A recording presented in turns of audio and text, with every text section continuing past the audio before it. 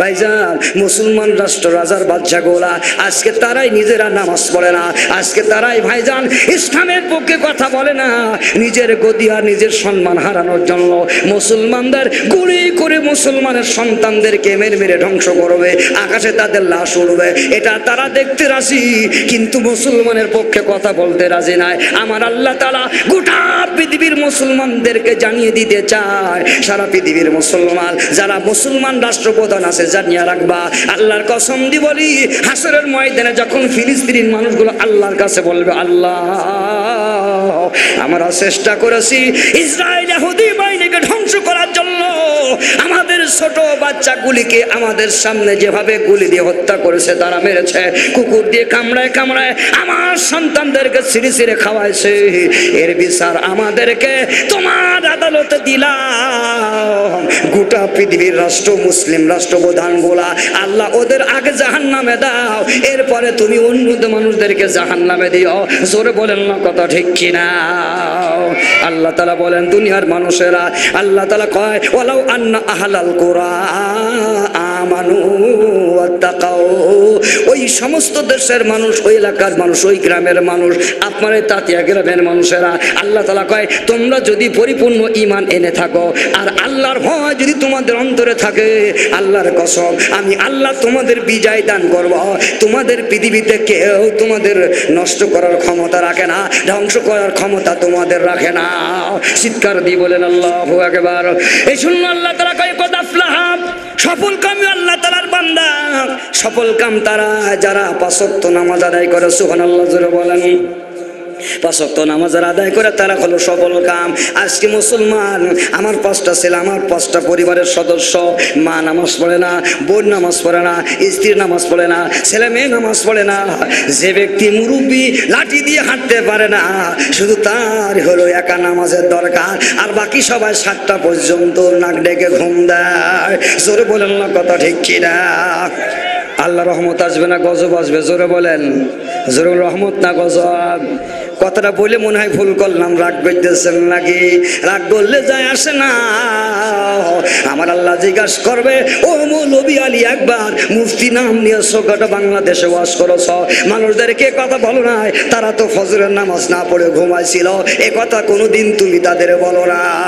এই শুনলাম, আমি আপনাদেরকে বলি, গোটা পৃথিবীর মুসলমান, আমাদের যদি বিজয় হতে হয়, আল্লাহ আদালতে যদি নির্দ্বিধায় নিষ্কুলভাবে আমাদের জান্নাত যেতে হয়, একমাত্র আল্লাহ তাআলা বলে নামাজই হলো মুসলমানের হাতিয়ার। এই জন্য মুসলমান আমার ভাইয়ারা, 5 ওয়াক্ত নামাজ পড়ে আমার আল্লাহ তাআলার দরবারে ফিলিস্তিনের ব্যাপারে দোয়া করো, একজনও বেনামাজি থেকো না, সবাই দোয়া করো। আল্লাহর কসম দিয়ে বলে আমাদের যাওয়া লাগবে না, ফিলিস্তিনের মুসলমানই তাদের সাথে যুদ্ধ করার জন্য যথেষ্ট হয়ে যাবে। জোরে বলেন না কথা ঠিক কিনা? আমার ভাই, এই জন্য আমি আপনাদেরকে বলতে চাই, আল্লাহ তাআলা কয়, কদ আফলাহা মান তাযাক্কা ওয়া যাকারা ইসমা রাব্বি ফাসাল্লা। আমরা আল্লাহ তাআলার কাছে কেন নিকৃষ্ট জানেন? আল্লাহ তাআলা কয়, বান্দা জানিয়া রাখবা, কদ আফলাহা, সফল কাম ওই আল্লাহ তাআলার বান্দা যার জীবনে নামাজ আছে। আমি আল্লাহর আওয়াজ শোনার পর, আযান শোনার পরে ফাসাল্লা, নামাজে দাঁড়ায় যাওয়া হয়, তারা দুনিয়ায় কেবলমাত্র কামিয়াব, তারাই হলো সফল কাম।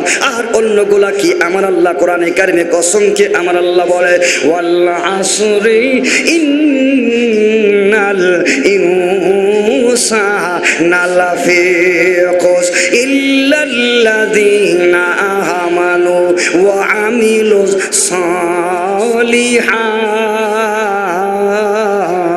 সালিহাত। আল্লাহ তাআলা বলে, ওয়াল আসরি, বান্দা তোর হায়াতের কসম, কোটি টাকার মালিক হয়ে যাও, ইন্টারদেশের মালিক হয়ে যাও, সারা পৃথিবীর এমন দুনিয়ার কোটি কোটি দুনিয়ার রাজার বাদশা হয়ে যাও, গোটা পৃথিবীর এমন পৃথিবীর কোটি কোটি পৃথিবীর মালিক হয়ে যাও, বাদশা হয়ে যাও, গোটা পৃথিবীর স্বর্ণের মালিক হয়ে যাও।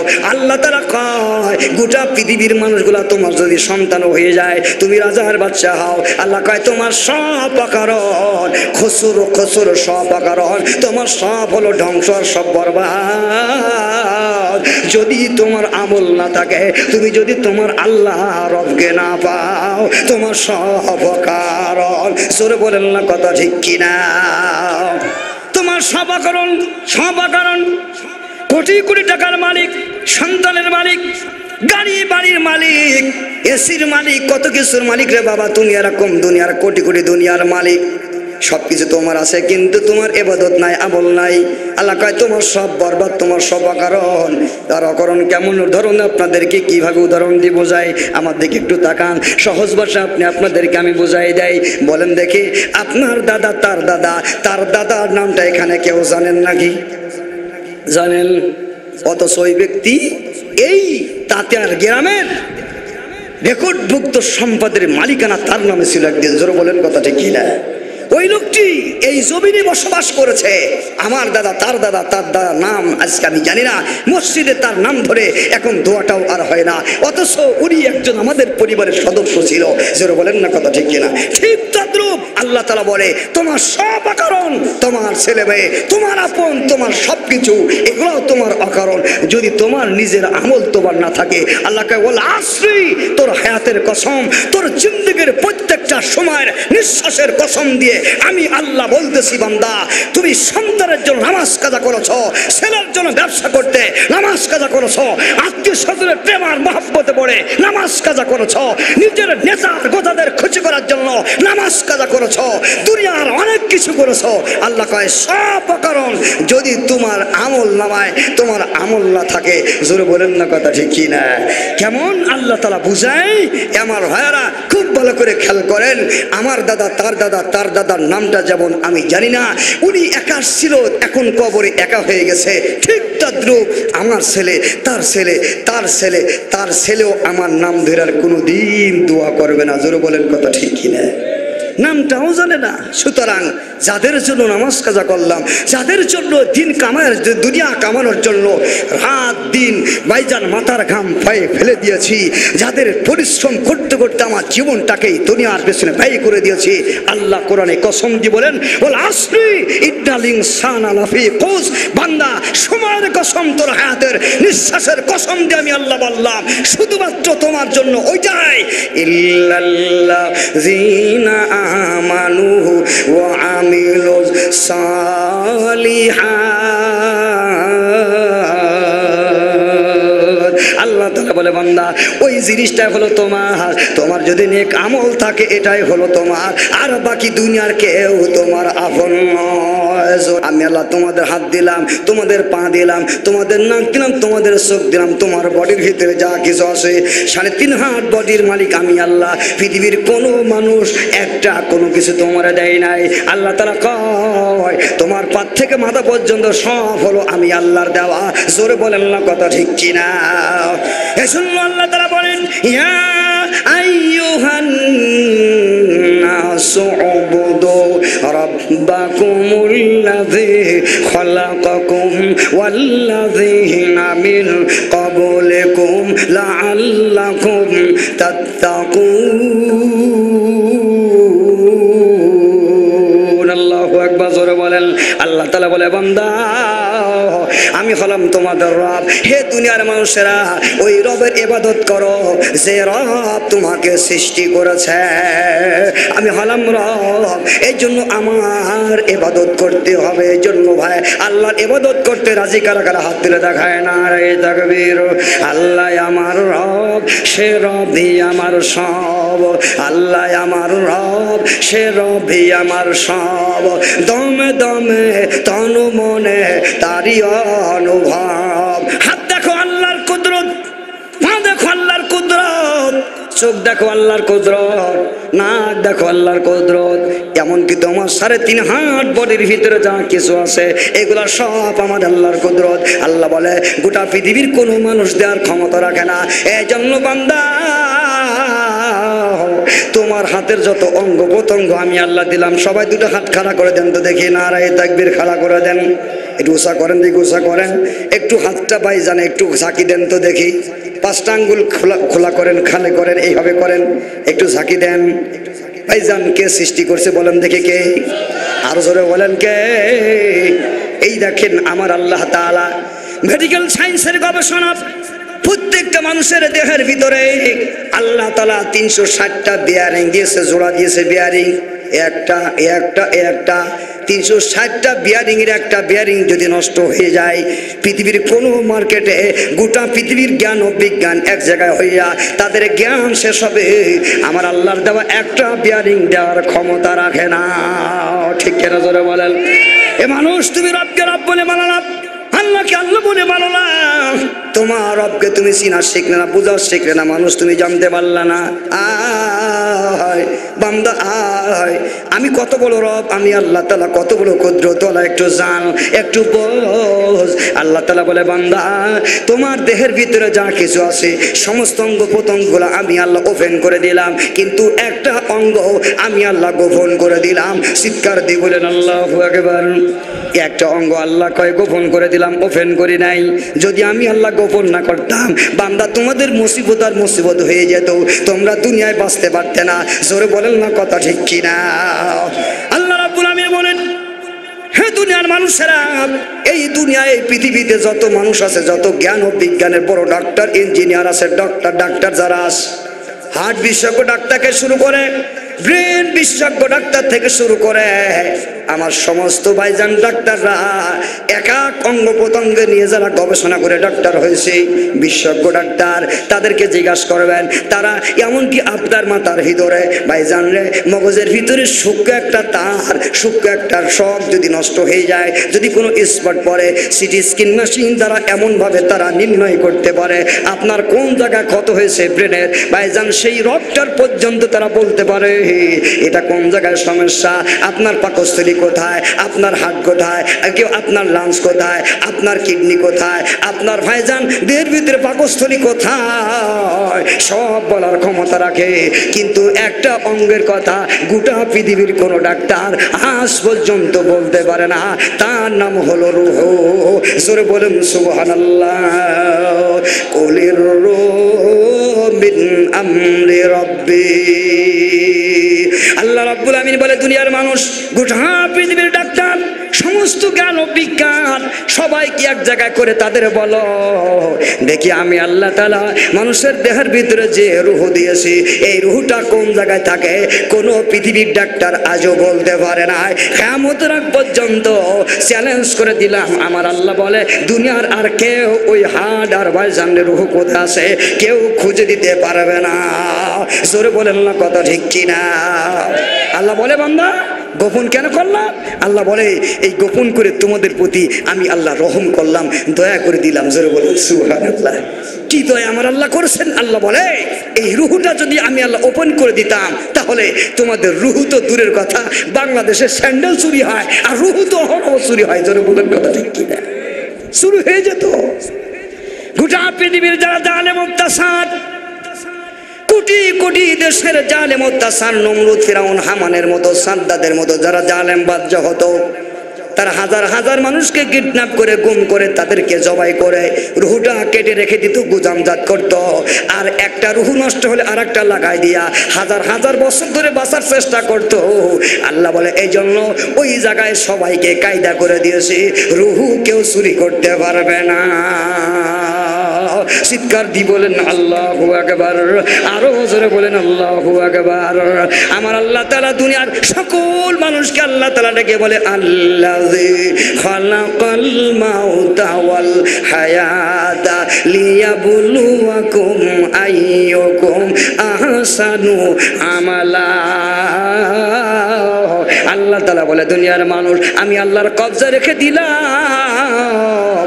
হ্যাঁ, তার মৌত হলো আমি আল্লাহর হাতে, মৃত্যু আমি আল্লাহর হাতে, মানুষকে সৃষ্টি করার ক্ষমতা আমি আল্লাহর হাতে। এজন্য মৃত্যুর হাত থেকে কেউ রেহাই পাবে না, কেউ বাঁচতে পারবে না। এই জন্য ওই আল্লাহর ইবাদত করো।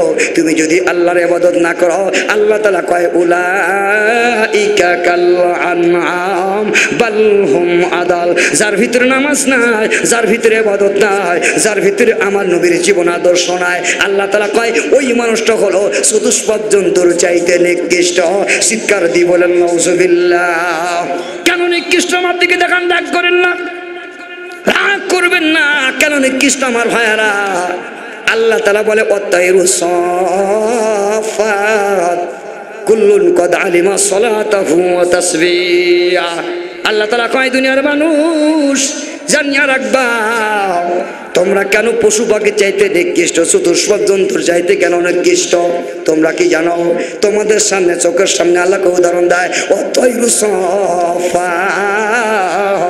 পাখিগুলা দেখো, তাকায় দেখো, সমস্ত পাখিগুলা, তোমরা মানুষ, তারা মানুষ নাই, কিন্তু দুনিয়ার ভিতরে যেই সমস্ত মাকলুকাতগুলা তোমাদের সামনে চড়ে বেড়ায়, তোমাদের সামনে ঘুরে বেড়ায়, এই মানুষগুলা, পশু পাখিগুলা তোমাদের সামনে ঘুরে বেড়ায়, মানুষও ঘুরে বেড়ায়, কিন্তু মানুষ নামাজ কাজা করে, আমি আল্লাহর পশু পাখিগুলা আর জন্তুগুলা এক ওয়াক্তের নামাজ তাদের কাজা হয় না। জোরে বলেন সুবহানাল্লাহ। আল্লাহ কয় অত্তয়রু সফাত, আল্লাহ কয় পাখিরা অত্তয়রু সফাত, পাখিগুলা সন্ধ্যাবেলা সারাদিন মাঠে খাওয়ার পরে তাদের 2 ওয়াক্ত নামাজ, তারা সন্ধ্যাবেলা যখন সন্ধ্যা হয়ে যায়, রাতের বেলা কেউ মাঠে থাকে না, সবাই গাছের ডালে আসিয়া আল্লাহ তাআলা কয় সারিবদ্ধভাবে সফাত, তারা কাতারবদ্ধ হয়ে দাঁড়ায় যায়। কি করে তারা? ওয়াতাইরু সফাত কুল্লুন কদ আলিমা সলাতাহু ওয়া তাসবিহা। আল্লাহ তাআলা বলে ওই পাখিরা তারা কাতারবদ্ধ হয়ে গাছের ডালে ডালে, বাঁশের বাঁশ বাগানের ভাইজান ডালে ডালে সবাই সারিবদ্ধ দাঁড়ায় তারা আমি আল্লাহর নামাজ আদায় করে। জোরে বলেন আল্লাহু আকবার, আরো জোরে বলেন আল্লাহু আকবার। আল্লাহ কি বলে?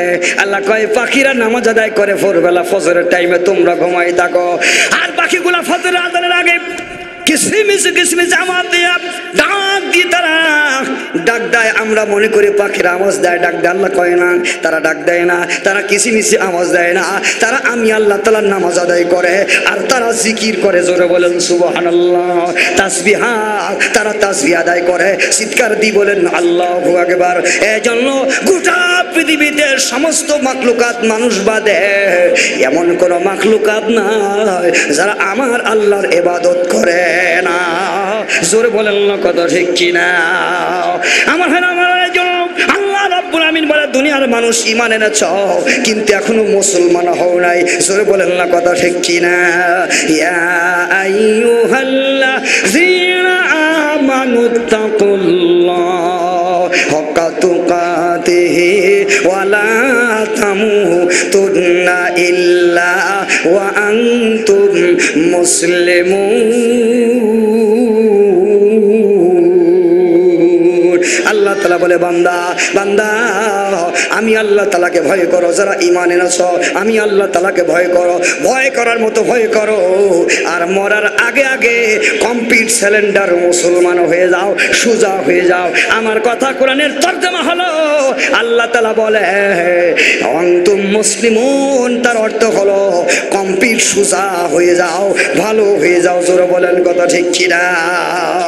মরার আগে ভালো হয়ে যাও, মরার পরে ভালো যদি হতে চাও ডান্ডা ছাড়া ভালো হওয়া যাবে না। জোরে বলেন না কথা ঠিক কিনা? আপনার উম্মতদেরকে সাথে নিয়ে আপনি একটু জিহাদের ময়দানে চলে যান। হযরত মূসা আলাইহিস সালাম জিহাদের ময়দানে গেলেন, সমস্ত উম্মতদেরকে নিয়ে যুদ্ধ করতেছেন। যুদ্ধ করতে করতে তাদের খাবার নাই, পানি নাই, কোনো কিছুর ব্যবস্থা নাই। উম্মতেরা বলল ইয়া গো আল্লাহর পয়গম্বর মূসা আলাইহিস সালাতু ওয়াস সালাম, আমাদের খাবারের কি ব্যবস্থা হবে? আমরা কি খাবো? আমাদের খাবারের ব্যবস্থা করে দেন, তাড়াতাড়ি করে দেন। আমার আল্লাহ তাআলা কয় মান্না ওয়া সালওয়া, ও মূসা তোমার উম্মতদেরকে জানায় দাও আমি আল্লাহ, তাদের চাষ করা লাগবে না, তাদের কাজ করা লাগবে না, তাদের খাটা লাগবে না, তাদের কোনো কাজ করা ছাড়া আমি আল্লাহ আকাশ থেকে মান্না সালওয়া দান করবো। জোরে বলেন আল্লাহু আকবার, চিৎকার দিয়ে বলেন সুবহানাল্লাহ। আল্লাহ রাব্বুল আমিন কি করলেন? আমার দিকে দেখান। আমার নবী হযরত মূসা আলাইহিস সালাতু ওয়াস সালামের সাথে জিহাদ করলেন, তারা যুদ্ধের ময়দানে গেলেন, যা মূসা আলাইহিস সালাম বলেছেন তা পালন করলেন, তা শুনলেন। আল্লাহ রাব্বুল আমিন তাদের উপরে আকাশ থেকে মান্না সালওয়া নাজিল করলেন। প্রত্যেক দিন গোশতের ভুনা, প্লেটের ভিতরে জান্নাতের খানা, গোশতের ভুনা সহ সুন্দর করে আকাশ থেকে প্লেট চলে আসতো, আর ওই প্লেটে হাত দিয়া দিয়া তারা আরামে খাইতো। জোরে বলেন আল্লাহু আকবার। কাজ করা লাগতো না, মেহনত করা লাগতো না, চিন্তা ভাবনা করা লাগতো না, আমার ভাইয়ারা ব্যবসা বাণিজ্য করা লাগতো না, কোনো কাজ করা লাগতো না। আকাশ থেকে খানা আসতো, তারা খানা খাইতো। আল্লাহ আল্লাহ তাআলা বলেন কিয়ামতের আগ পর্যন্ত যদি মানুষ এইভাবেই নবী রাসূলের কথা মানত, আমি আল্লাহর হুকুম ফলো করত এবং নবীদের জীবন আদর্শগুলো তারা পালন করত, আমি আল্লাহ এইভাবেই তাদের আসমানি খানা দিয়া লালন পালন করতাম, তাদের কষ্ট করে খাবার জোগাড় করতে হতো না। জোরে বলেন না কথা ঠিক কিনা? আল্লাহ তাআলা মাঝে মাঝে পরীক্ষাও করে। হযরত মূসা আলাইহিস সালাতু ওয়াস সালামের উম্মতদেরকে আল্লাহ জানিয়ে দিলেন। মূসা আলাইহিস সালামকে আল্লাহ বললেন, মূসা শোনো, আমি আল্লাহ একটা আদেশ করব, তোমার উম্মতদের একটু ঈমানের পরীক্ষা নিব, দেখি তারা কি ঈমানদার, কেমন ঈমানদার, কেমন ঈমান আনছে, একটু পরীক্ষা আমার নেওয়া লাগবে। হযরত মূসা আলাইহিস সালামের উম্মতের পরীক্ষা কি আমার দিকে তাকান। আল্লাহ রাব্বুল আমিন বলেন, মূসা তাদের জানায় দাও, আমি আল্লাহ রাতের বেলায় যে খাবার তাদেরকে দিব মান্না সালওয়া, এগুলা সব রাতের বেলায় খেয়ে ফেলবে, আর কোনো দিন তারা খাবার স্টক করতে পারবে না। সকালবেলা মান্না সালওয়া যে আমি আল্লাহ দিব, খাবার দিব, এর উপরে তাদের ভরসা রাখতে হবে। জোরে বলেন সুবহানাল্লাহ, আরো জোরে বলেন সুবহানাল্লাহ। আমার ভাইরা, আমার খুব ভালো করে খেয়াল করেন, এই খানার উপরে ভরসা আমাদের তো হয় না। জোরে বলেন না কথা ঠিক কিনা? আল্লাহ কয় পশু পাখির হয়, তারা খাবার জোগাড় করে না, 2 ওয়াক্ত নামাজ তারা আদায় করে, ফজরের সময় ভোরবেলা ওঠে, আবার মাগরিবের সময় এসে নামাজ আদায় করে, এজন্য সকালবেলা তারা আবার চলে যায়। সারাদিন আমার আল্লাহ তাআলা কয়, মানুষ তোমরা যেই জিনিস ধান করে এনে খাও, সবচেয়ে উন্নত ফল আর খাবারগুলা আমি আল্লাহ পাখি কুলকে আগে খাওয়াই দেয়। জোরে বলেন সুবহানাল্লাহ। গাছের পেঁপো সবচেয়ে যেটা সুন্দর পাকে ওইটা খায় আগে কিসে? জোরে বলেন। সবচেয়ে আম, যে আমটা প্রথমে পাকছে ওই আমটা খায় কিসে? জোরে বলেন, পাখিতে। এই জন্য সুন্দর ফল ফলাদি আল্লাহ কয়, এতগুলি কোটি কোটি মাখলুকাত, এই মাখলুকাতের ওয়াজ যদি করি 4 রাত 5 রাত 10 রাত যাবে, তাও শেষ হবে না, ওই দিকে আমি যাব না। আসুন, আল্লাহ তাআলা কয় এগুলি তারা আমি আল্লাহর উপর ভরসা রাখে বিধায় কোনো পশু পাখি দুনিয়াতে না খেয়ে থাকে না। চিৎকার দিয়ে বলেন আল্লাহু আকবার। وما من دابة في الأرض إلا على الله رزقها। জোরে বলেন আল্লাহু আকবার। সমস্ত মাখলুকাতের রিজিকের দায়িত্ব কার হাতে? জোরে বলেন কার হাতে? আরো জোরে বলেন, একটু জোরে বলেন কার হাতে? চিল্লায় বলেন কার হাতে? আরো জোরে বলেন কার হাতে? খাওয়ায় কে? জোরে বলেন কে? আল্লাহ। আমার ভাই, আমরা খুব ভালো করে খেয়াল করেন। এজন্য আল্লাহ রাব্বুল আমিন বলেন, মূসা তোমার উম্মতদেরকে জানা দাও, আমি আজকে রাত থেকে শুরু করলাম, আইন জারি করে দিলাম, প্রত্যেক ওয়াক্তে খাবার আমি আল্লাহ তাদের দান করব, তারা যেন ইশরাক না করে। এটাই হলো তাদের ঈমানের উপরে পরীক্ষা। ভাইজান, কিছু বুদ্ধিজীবী আছে, সব জামানায় আছে, যেমন আমাদের দেশও আছে কিছু বুদ্ধিজীবী, কিছু ডক্টর আছে।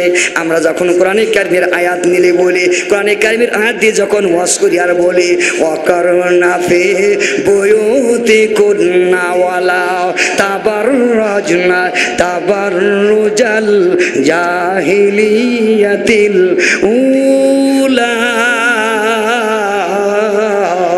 জোরে বলেন আল্লাহু আকবার। আমার ভাই, আমার মায়েরা, মূসা আলাইহিস সালাতু ওয়াস সালাম বলল, শোনো হে আমার উম্মতেরা, তোমরা কেউ খাবার স্টক করবে না, আজকে যে রাতে মান্না সালওয়া আসবে সব খেয়ে ফেলবা, কেউ খাবার যেন চুরি করে রেখে দিবা না। আমার আল্লাহ আদেশ করছে, সকালবেলা আমার আল্লাহ তোমাদের খাবার দিবে। চিৎকার দিয়ে বলেন সুবহানাল্লাহ। হযরত মূসা আলাইহিস সালাম বলে দিলেন। এরপরে মূসা আলাইহিস সালাতু ওয়াস সালাম তিনার প্রয়োজনে একটু বাহিরে গেছেন, সাথে সাথে কিছু বুদ্ধিজীবী এক জায়গায় হয়ে গেছে। তারা কয়, শোনো, সব কথা মূসা শুনতে গেলে পরে না খেয়ে মরতে হবে, এই জন্য সব কথা শোনা যাবে না। জোরে বলেন না কথা ঠিক কিনা? কয় মোল্লা মৌলবীদের সব কথা শোনা যাবে না, ওরা খালি কোরআন পড়বে আর খাবে, রাজনীতি করবে না। জোরে বলেন কথা ঠিক কিনা? দেশের সম্পদ নিয়ে তাদের মাথা ব্যথা করতে হবে না। এই জন্য এই কথা যখন আমরা বলি, ভাই জানলে দেশের সম্পদ খাইতেছেন খান, জানিয়ে রাখবেন, 1টা টাকা 2টা টাকাও যদি পকেটে যায়, আল্লাহর কসম, আল্লাহর আদালতে কোটি কোটি বছর ধরে দাঁড়িয়ে থাকতে হবে। জান্নাত তো দূরের কথা, জাহান্নাম ছাড়া কোনো উপায় থাকবে না। জোরে বলেন না কথা ঠিক কিনা? আমার ভাই, আমার দিকে তাকান। ভাই, মূসার সব কথা শোনা যাবে না। যদি শোনো তাহলে না খেয়ে মরে যাবা। এই জন্য কিছু পণ্ডিত দুনিয়ার ভিতরে আছে, আমরা যখন বলি নারীদের পর্দা করা ফরজ, মহিলাদের পর্দা করা ফরজ, মহিলাদের ঘরের ভিতরে ঢুকায় দাও। কিছু মানুষ আছে, কিছু ডক্টর আছে, তারা কয় মৌলবীরা রাষ্ট্রদ্রোহী, সমাজ বিরোধী, ওরা রাষ্ট্রবিরোধী, ওরা সব খারাপ, মহিলাদেরকে দিয়ে সারা কাজ করানো যাবে না, আমরা মহিলাদেরকে নিয়ে কাজ করব। এই জন্য নারী জাতিকে পর্দার ভিতরে থেকে বাহির করতে দেবে না। ওরা নারীদেরকে বন্দিশালায় করে রাখে, বন্দিশালায় বানায়। আমরা বলি নারীদেরকে আমরা বন্দিশালায় বানাই না, আমরা বলি নারীদেরকে কাজ করতে দাও, সমস্যা নাই। নারীরা চাকরি করবে, নারীরা ডাক্তারি করবে, নারীরা ব্যবসা বাণিজ্য করবে, সব করবে, কিন্তু আল্লাহর কোরআনে যা বলে তাই করো। নারীদের কলেজ আলাদা করো, নারীদের স্কুল আলাদা করো, ছেলে মেয়েদের স্কুল আলাদা করে দাও, মেয়েদের করো আলাদা, ছেলেদের করো আলাদা, নারীর হাসপাতাল আলাদা করে দাও, নারীর কলেজ ইউনিভার্সিটি আলাদা করে দাও, সবগুলো আলাদা করে দাও। আল্লাহর কসম, আল্লাহর জমিনে কোনো নারী ইয়াসির দগ্ধ হবে না, কোনো মেয়ে রাতে রাতারে অন্য ছেলের হাত ধরে পালিয়ে যাবে না। জোরে বলেন না কথা ঠিক কিনা? এই কথা বললেই দোষ ভাইজান। ওলামায়ে কেরাম নারীদেরকে বন্দিশালায় বানায় না। এই জন্য বলতেছিলাম আমাদেরকে বলে পাগল, ওরা পাগল, ওদের মাথা তাসসিরা। আমি বলি ওলামায়ে কেরাম হুজুরদের মাথা তাসসিরা নয়। আমরা যদি পাগল হই, তোমরা হলে ফুল পাগল। জোরে বলো না কথা ঠিক কিনা? এক স্কুলে এক প্রাইভেট মাস্টার ছিল, অঙ্কে পারদর্শী, খুব অঙ্কে পারদর্শী। ভাই রাগ করতেছেন নাকি? রাগ করতেছেন তো? স্যার একদিন ক্লাসে আসছে, মনে মনে ভাবছে আজকে এমন একটা অঙ্ক ছেলে মেয়েদের দিব, যারাই অঙ্কটা করে দিবে তাদেরকে আমি পুরস্কার দিব, পুরস্কৃত করব। তো ছেলে মেয়েদের ক্লাসে এসে উনি রিক্সার থেকে নেমে আসছে, গুনতে গুনতে আসছে, কয় কদম আসছে, গুনে দেখে 100 কদম হয়েছে। কত কদম জোরে বলেন? 100 কদম। উনি ক্লাসে ঢুকে বলতেছে, ছেলেমেয়েরা আজকে এমন একটা অঙ্ক তোমাদেরকে দিব, এই অঙ্কটা তোমরা যদি আমাকে করে দেখাতে পারো তাহলে পারে আমি তোমাদের প্রত্যেককেই পুরস্কৃত করব, সকলকে পুরস্কার দিব। ছেলেমেয়েরা স্যারের এই কথা শুনে খাতা কলম নিয়ে আগ্রহ ভরে ভাইজানে লেখা শুরু করছে।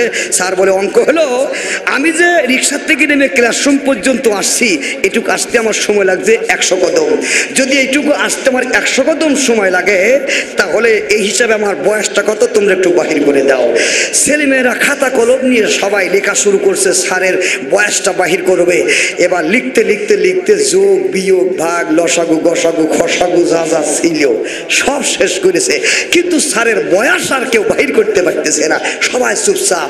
ছেলে মেয়েদেরকে স্যার রাগ করে বলতে, এতক্ষণ সময় লাগে এতটুকু একটা অঙ্ক করতে, তোর এখনো পর্যন্ত আমার অঙ্কটা করে দিতে পারলি না, পাগলের দল।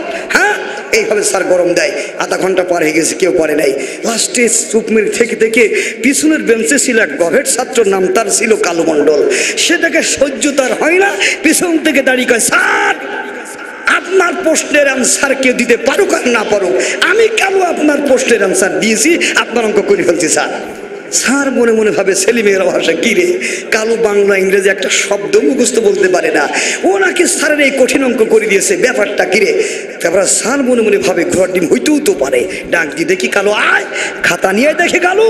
কালো খাতাটা নিয়ে আসছে, সামনে কালো আসছে, কালো খাতা স্যার দেখে, কালো উপরে লিখছে 30, নিচে লিখছে 30, লম্বা একটা দাগ দিয়ে লিখছে 60।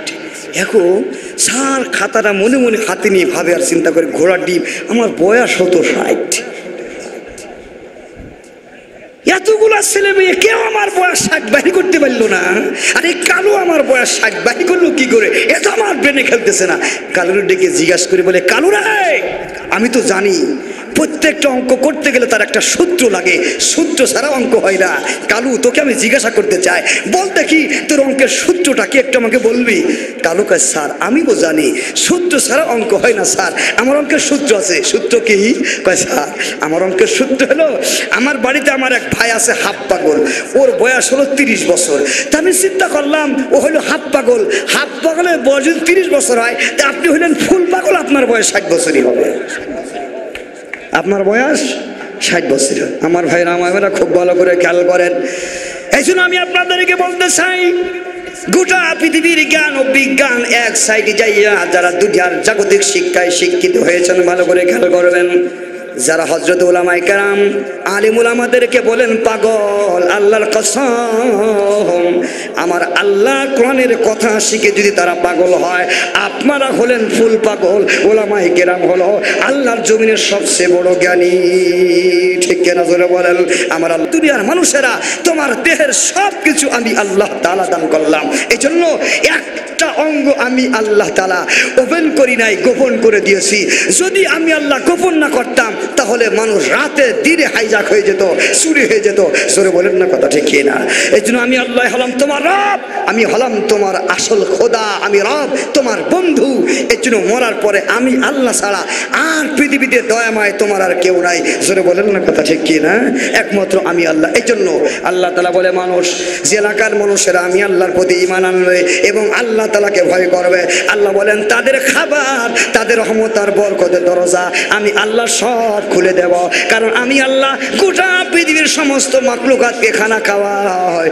আল্লাহ বলে সমস্ত পাখিদেরকে খানা খাওয়ায়, সব পশু পাখিদের খানা খাওয়ায়। মানুষ তোমাকে আমি আল্লাহ আশরাফুল মাখলুকাত বানাইলাম, আমি আল্লাহ কি তোমার খানা খাওয়াইতে পারি না? হযরত আলী রাদিয়াল্লাহু বর্ণনা করেন মানুষ বাদে পৃথিবীতে সমস্ত মাখলুকাত আল্লাহর ইবাদত করে, আল্লাহ তাআলাকে ডাকে, আল্লাহ তাআলার ইবাদত করে। এই জন্য আল্লাহ তাআলা তাদের খাবারের অভাব দেয় নাই, আল্লাহ তাদেরকে খাওয়ায়, নিজ জিম্মাতে আমার আল্লাহ খাওয়ায়। মানুষ যখন আল্লাহর ইবাদত করবে, এক হাদিসের ভিতরে আছে 5 ওয়াক্ত নামাজ সুন্দরভাবে আদায় করে আল্লাহ তাআলা তার নিজ জিম্মায় খাবারের ব্যবস্থার জিম্মাটা আবার আল্লাহ নিয়ে নেয়। সুবহানাল্লাহ, জোরে বলেন। হযরত আলী রাদিয়াল্লাহু বলেন আমি মরুপ্রান্তের সফরে আছি, সাথী সঙ্গী আমার সাথে আছে। যাওয়ার পথে দেখতেছি আমার সাথী বন্ধুরা বলে হুজুর ক্ষুধায় তো আর সহ্য করা যায় না, কি খাবো, আমাদের কাছে কিছুই নাই। একজন সাহাবী বলেন আমিরুল মুমিনিন ওই দেখা যায় একটা গাছ, খেজুর গাছ দেখছি, অনেক খেজুর আছে, রাস্তার ধারে গাছ, সরকারি গাছ, ওখান থেকে খেজুর খাইলে তো আমাদের কোনো সমস্যা নাই, একটু চলেন যায় আগিয়ে খেজুর পেড়ে খেজুর খায়। হযরত আলী রাদিয়াল্লাহু তাকায় তাকায় দেখলেন গাছে একটা ভাইজান পাখি কাক বসা। জোরে বলেন সুবহানাল্লাহ, কাক বসে। একজন সাহাবীকে বললেন সাহাবী উঠে যাও, গাছ থেকে খেজুরের কাঁদি পেড়ে নিয়ে আসো, আমরা সবাই খায় ক্ষুধা যন্ত্রণা নিবারণ করি। একজন সাহাবী উঠে বললেন তাজা খেজুর গুলা পাড়তে যাইয়া খেজুরের কাঁদিতে যখন হাত দিয়েছেন তাকায় দেখে একটা বিষাক্ত অজগর ফসফাস করে ছুটে আসছে। সাপের চোখের দিকে তাকায় দেখে সাপটার দুটা চোখ হলো অন্ধ। জোরে বলেন সুবহানাল্লাহ। সাপের দুটা চোখ অন্ধ, দুইটা চোখে তার অন্ধ, দেখতে পারে না। গাছের উপরে ফসফাস করে আসছে কিন্তু খেজুরের কাঁদি বেড়ে নেমে পড়ছেন। হযরত আলী রাদিয়াল্লাহু জিজ্ঞাসা করলেন ওগো আল্লাহ আমিরুল মুমিনিন একটা সাপ দেখলাম গাছের ডালে। আমি হযরত আমিরুল মুমিনিন ওমর আল্লাহ কয় আমি দেখেছি সাপটারে, সমস্যা নাই। কয় দেখতে পাইলাম সাপের দুটা চোখ অন্ধ। হঠাৎ করে ওই কাকটা উড়ে চলে যায়, কিছুক্ষণ পরে কাকটা আবার উড়ে চলে আসছে, দেখে কাকের মুখের ভিতরে কিছু পোকামাকড় আছে। ভাইজান পোকামাকড় গুলা ঠোঁটে করে নিয়ে ওই গাছের ডালে আবার বসে গেল।